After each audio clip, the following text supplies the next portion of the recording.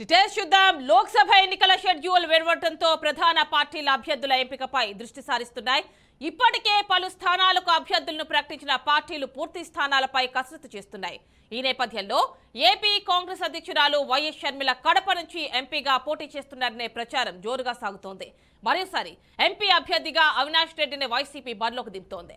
TDP నుంచి శ్రీనివాస్ రెడ్డికి బదులుగా వీరశివారెడ్డి పేరు వినిపిస్తోంది. కాంగ్రెస్ పార్టీ పోటీలో నిలిస్తే రేస్లో కమలం పార్టీ ఉండనుంది. కాంగ్రెస్ పోటీలో నిలిస్తే బీజేపీ నుంచి ఆదినారాయణ రెడ్డి ఎంపీగా నిలబడతారంటూ చర్చ నడుస్తోంది.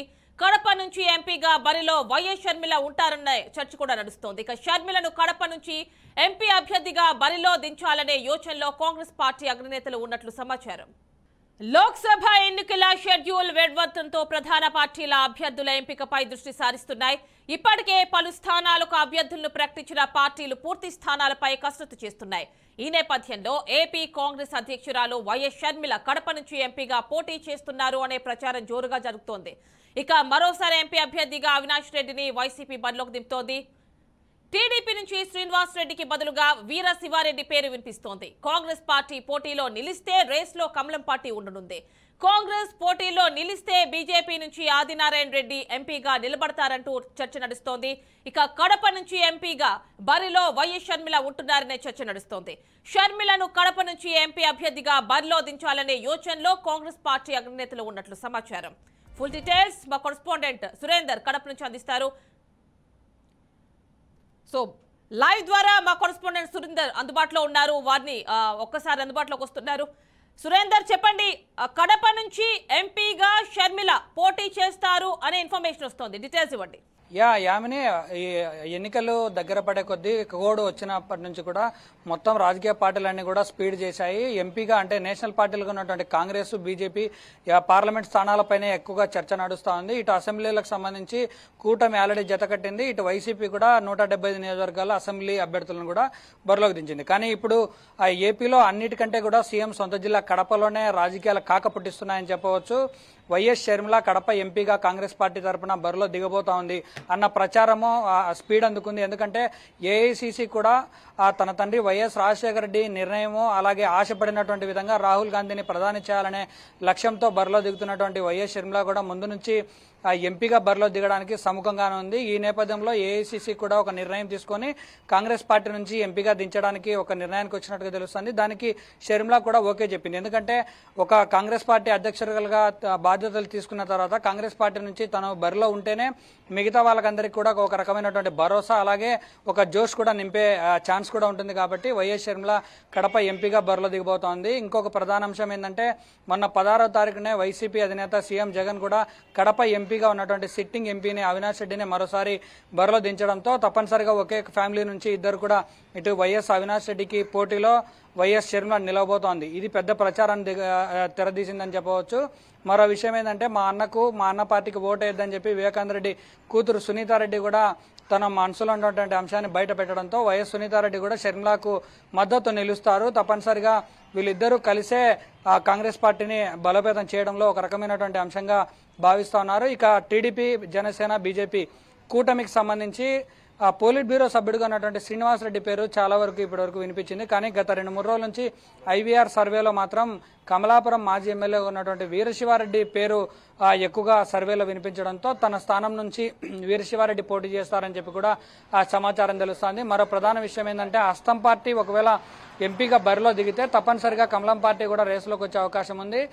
ముందు నుంచి అనుకున్న ప్రకారం బీజేపీ ఎంపీ స్థానాల్లో నిలిస్తే మాత్రం మాజీ మంత్రి ఆదినారాయణ రెడ్డి తప్పనిసరిగా బరిలో దిగే అవకాశం కనిపిస్తోంది. అంటే మొత్తం కడప జిల్లాలో ఉన్నటువంటి కడప ఎంపీ పైనే అందరూ ఫోకస్ పెట్టినట్టుగా తెలుస్తోంది. ఇటు కూటమి పార్టీ కానీ ఇటు హస్తం పార్టీ అలాగే వైసీపీ ముగ్గురు కూడా కడప ఎంపీ స్థానాన్ని ఎట్టి పరిస్థితుల్లో వదులుకోకుండా ఎవరి పార్టీలకు తగ్గట్టుగా వాళ్ళు పావులు కదుపుతున్నట్టుగా తెలుస్తోంది. కానీ షర్మిల ఎంట్రీలో భాగంగా ఈరోజు కడప నుంచి పోటీ చేస్తారని వస్తున్నటువంటి ప్రచారం షర్మిల పోటీలో నిలిస్తే మాత్రం ఇటు అవినాష్ రెడ్డి కానీ బరిలో దిగబోయే కూటమి పార్టీ అభ్యర్థులు ఎవరై ఉన్నా కూడా ఇటు వీరశివారెడ్డి కావచ్చు, శ్రీనివాస్ రెడ్డి కావచ్చు, ఆదినారెడ్డి కావచ్చు వీళ్ళందరూ కూడా ఏకతాటిపైకి వచ్చే అవకాశం లేదు. కాబట్టి తప్పనిసరిగా వైఎస్ వారసరాలుగా షర్మిల పోటీకి మొత్తం అందరూ అనుకున్న ప్రకారం ఈరోజు పోటీలు అయితే నిలుస్తున్నట్టుగా ఏఐసీ నిర్ణయం మీద జిల్లాలో తీవ్ర చర్చనీయాంశంగా మారబోతోంది.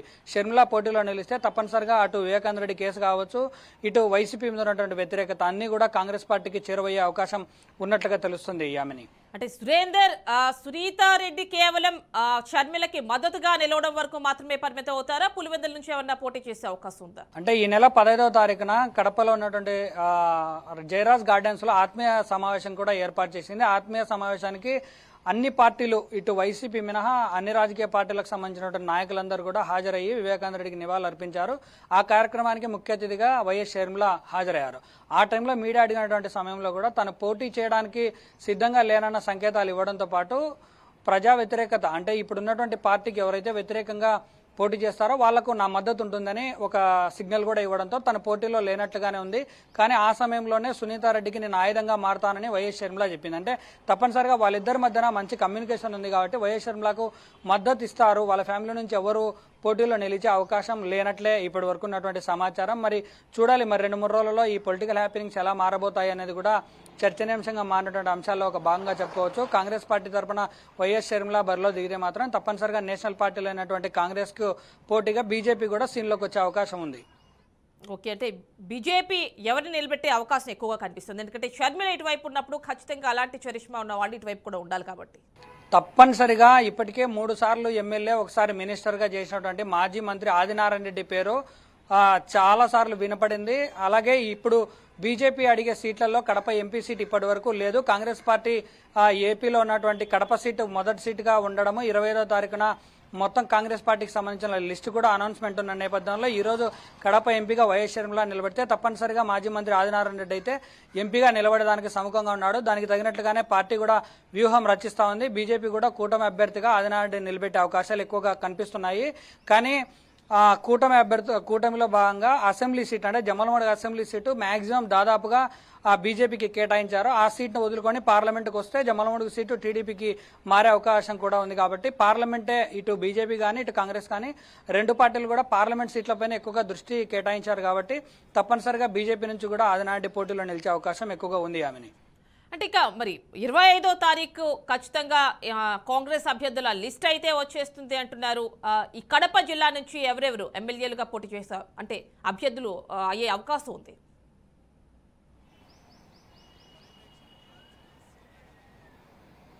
అంటే ఇప్పటి వరకు కాంగ్రెస్ పార్టీ తరఫున వైఎస్ షర్మిల బాధ్యతలు తీసుకున్నప్పటి నుంచి కూడా అటు నిన్న మొన్న జరిగినటువంటి సమావేశాల్లో కూడా తెలంగాణ సీఎం రేవంత్ రెడ్డి పాల్గొని ఏపీలో 5 పార్లమెంట్ సీట్లు 25 అసెంబ్లీ సీట్లు గెలిపిస్తే తప్పనిసరిగా ప్రత్యేక హోదా సాధిస్తామని చెప్పడంతో, అంటే ప్రధానంగా ఆ కాంగ్రెస్ పార్టీకి ఎక్కడైతే బలం ఉందో ఆ బలం ఉన్న చోటనే పోటీ చేయాలని ఒక నిర్ణయానికి వచ్చినట్టుగా తెలుస్తోంది. కానీ ఇప్పటి వరకు అధికారికంగా ఏ ఒక్క సీట్ను కూడా బయట పెట్టలేదు. అలాగని చాలా వరకు అప్లికేషన్స్ అయితే కాంగ్రెస్ పార్టీ నుంచి బరిలో దిగడానికి చాలా వరకు ఇటు కడప నుంచి మొదలు పెట్టుకొని జమ్మలమడుగు, అంటే పాత కాంగ్రెస్ పార్టీలో వైఎస్ రాజశేఖర రెడ్డితో సమీపంగా ఉన్నటువంటి అందరినీ కూడా షర్మిల కలిసింది. ఎవరికి సీట్ ఇస్తారు, ఎవరి టికెట్లు ఫైనల్ అవుతారో ఇది అనేది మాత్రం ప్రస్తుతానికి ఎటువంటి ఇన్ఫర్మేషన్ లేదు. 25వ తారీఖు లిస్టు ప్రకటిస్తే తప్ప, ఎందుకంటే ఇప్పుడు కాంగ్రెస్ పార్టీ పూర్తి స్థాయిలో మరుగున పడింది. దాన్ని ఒకసారిగా ఇప్పుడు సీన్లోకి తేవాలంటే ఎవరెవరు ఆశావాహులుగా ఉన్నారో వాళ్ళందరూ ఎంతవరకు జనాలను ఓట్ల రూపంలో ప్రాబల్యం చూపగలరు అనేది 1-2 సార్లు ఆలోచించిన తర్వాతనే షర్మిల ఈ నిర్ణయం తీసుకునే అవకాశం ఉంది. మాజీ మంత్రి అహ్మదుల్లా కూడా కడప నుంచి కాంగ్రెస్ పార్టీలో చేరారు. మరి అతనికి సీట్ ఇస్తారా, లేదంటే ఇటు కాంగ్రెస్ పార్టీలో ఉన్నటువంటి తులసిరెడ్డి, రఘువీరారెడ్డి, ఇటు డిఎల్ రవీంద్రారెడ్డి, అంటే రాజశేఖర సమకాలీకులు ఉన్నటువంటి వాళ్ళందరితో కూడా చర్చించినటువంటి నేపథ్యంలో ఎవరికి సీట్లు వస్తాయనేది మాత్రం చూడాల్సినటువంటి పరిస్థితి ఉంది. ప్రధాన పోటీ మాత్రం ఇటు వైసీపీకి కూటమి మధ్యనే ఎక్కువగా ఉండే అవకాశాలు ఉన్నాయి. కాంగ్రెస్ పార్టీ ఆ రేంజ్లో ఈ ఎన్నికల్లో మాత్రం ప్రాబల్యం చూపుతుందనేది మాత్రం కొంత ప్రశ్నార్థకంగానే ఉండొచ్చు. యామిని, ఓకే, అంటే ఇక్కడ చూసుకున్నట్టయితే ఇందాక బీజేపీ ఖచ్చితంగా షర్మిల కాంటెస్ట్ చేస్తే బీజేపీ కూడా ఆదినారాయణ రెడ్డిని అక్కడ అభ్యర్థిగా, అంటే అతను పోటీ చేస్తారు, బీజేపీ తరపున నిలబెడుతుంది అంటున్నారు. మరి ఇప్పుడు కాంగ్రెస్ తరపున అసెంబ్లీకి సంబంధించి ఇప్పుడు లిస్టు వెలువడడానికి రెడీగా ఉంది. మరి ఈ నేపథ్యంలో బీజేపీ పర్టికులర్గా ఎవరినైనా అనుకునే అవకాశం ఉందా?